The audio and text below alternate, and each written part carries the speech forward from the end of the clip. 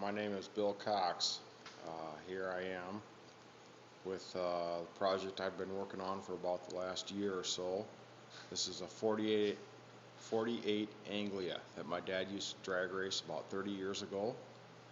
Uh, Back in about 95 or so, he gave this car to my brother John. My brother John then took the car and decided that he was going to make the ultimate street machine with it. He put a complete Morrison frame and chassis underneath it with a 4-link rear end, McPherson struts up front, and was working on this car to make it the ultimate street machine. Unfortunately, well, he did get sidetracked with this project and decided to build a Volkswagen powered 48 Anglia, which is also in my shop here. Unfortunately, before he completed either project, he passed away about a year ago. And so I've been working on this car first, trying to get this up and running and continue his dream to build the ultimate street machine. And now I'll show you a little about the car. What we've got here is this 48 Anglia. Since I've gotten it, I have put a 632 cubic inch dart block engine in it, which has dynoed at about 845 horsepower and 850 pounds of torque. It also has a cone manual reverse body transmission in it, complete Moser rear end.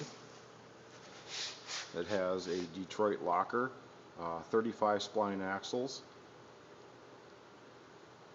should be unbreakable. I've done lots of work on the interior. There was some problems with the roll cage. Those have since been corrected. I do not have the seats in it now, obviously, but I did put the dash back in it that John had built. I figured out the wiring and have essentially rewired the car. I added some wiring of my own to maintain the essential functions of the engine.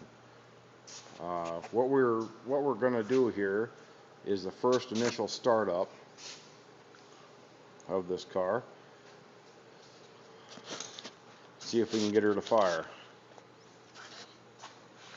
What you got here is the trunk of the car with the fuel cell that John had put in it. Also the battery trays. There's been a couple of modifications to those,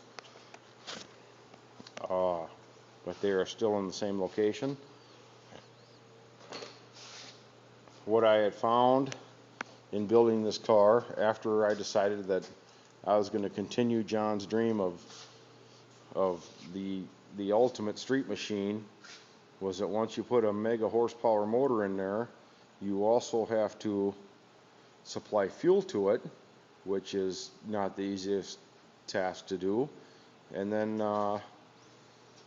you need to make sure the rest of the drive line is set up to take it. So that in turn involved the cone transmission with the manual reverse valve body, a cone torque converter. Everything should be bulletproof and built to take the kind of horsepower this motor puts out. So anyway, let's get going here, and we will see if we can get this thing to fire up after about a year's worth of work. I'm going to set the phone down in a location where I think that we should be able to see everything, and we will go from there.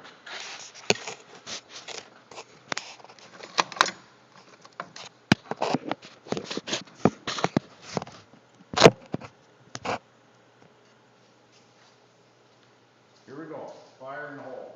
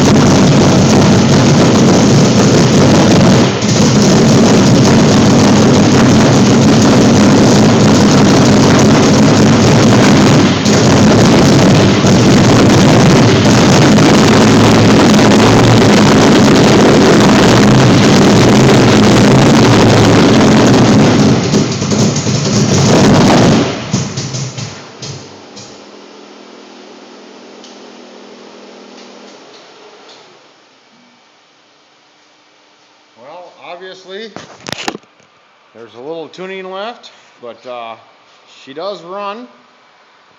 We're going to get her out and get her tuned up, and we'll be back. You have not seen the last of this car, I can guarantee that. Thanks for watching.